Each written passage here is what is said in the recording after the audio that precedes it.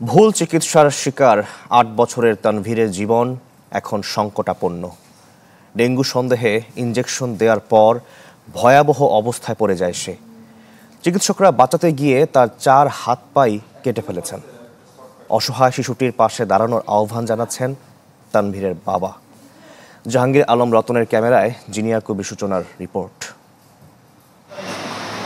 সঠিক মাত্রার carbon combination বৃদ্ধি করে পাইপের ডাক্টিলিটি ও হেভি লোড নেয়ার ক্ষমতা। Falcon MS pipe. মাত্র ৮ বছরের ছোট্ট তানভীর থাকে ভোলার বোরহানউদ্দিন থানায়। গত ২৩ এপ্রিল দুদিনের জ্বরে আক্রান্ত হলে বাবা মা ছুটে যান এলাকার ফার্মেসির ডাক্তারের কাছে। ডেঙ্গু সন্দেহে দেয়া হয় 4টি ইনজেকশন, কিন্তু ভুল চিকিৎসায় কেড়ে নেয় তার হাত আর পা।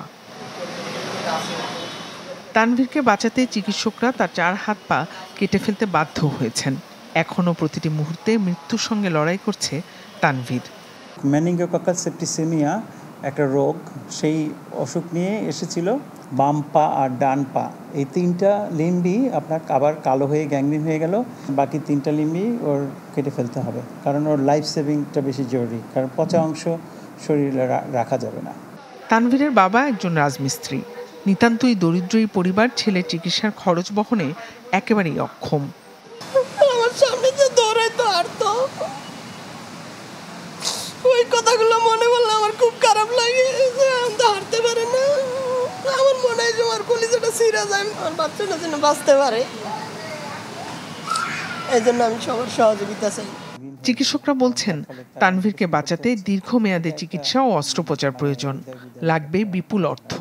তো বাচ্চাটা এমনি খুব সলভেন্ট না, বাচ্চাটা খুব পোর, তার আরও অনেক ট্রিটমেন্ট লাগবে। তানভীরের বাবার আকুল আবেদন সমাজের মানুষের কাছে। সবার সহযোগিতায় ফিরিয়ে দিতে পারে তানভীরের জীবন, বাঁচাতে পারে তার নিষ্পাপ সন্তানের ভবিষ্যৎ। জিনিয়া কবির সূচনা, চ্যানেল 24, ঢাকা।